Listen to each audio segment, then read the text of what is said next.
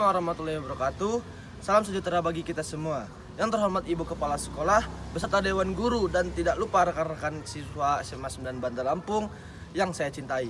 Pertama, saya ucapkan puji syukur kehadirat Tuhan Yang Maha Esa atas segala rahmat dan karunia-Nya sehingga kita masih bisa berkumpul dalam kesempatan yang berbahagia ini. Tidak lupa saya ucapkan banyak terima kasih atas kesempatan yang diberikan kepada saya untuk berdiri di hadapan hadirin semua dan berbicara mengenai narkoba pada generasi muda dalam rangka Hari Anti Narkoba Sedunia yang jatuh pada hari ini. Generasi muda dan narkoba merupakan dua hal yang berhubungan erat karena belakangan ini hanya ditemui di beragam kasus narkoba yang melibatkan generasi muda kita. Bukan hanya sebagai pemakai, tidak sedikit generasi muda yang rela menjadi pengedar narkoba sehingga makin membuat pelik permasalahan tentang narkoba di lingkungan generasi muda.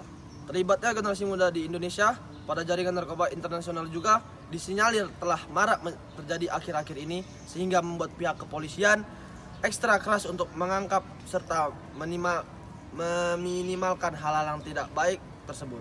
Satu hal yang sungguh mengencangkan adalah makin luasnya peredaran narkoba saat ini, bahkan telah bertambah sampai ke lingkungan sekolah dasar.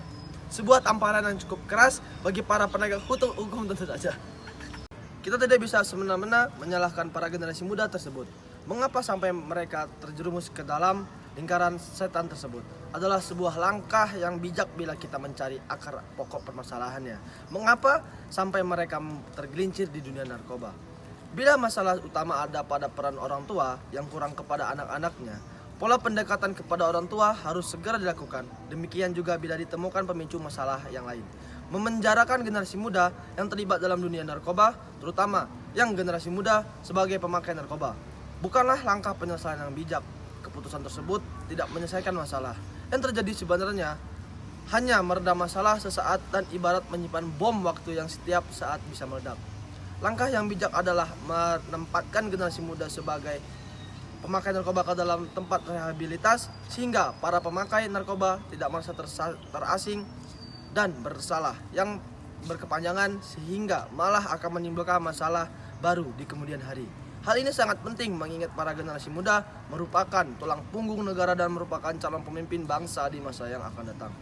Demikian pidato yang saya sampaikan. Apabila terdapat salah kata yang menyinggung para hadirin, saya mohon maaf yang sebesar-besarnya. Semoga apa yang telah saya sampaikan bermanfaat bagi kita. Wassalamualaikum warahmatullahi wabarakatuh. Terima kasih.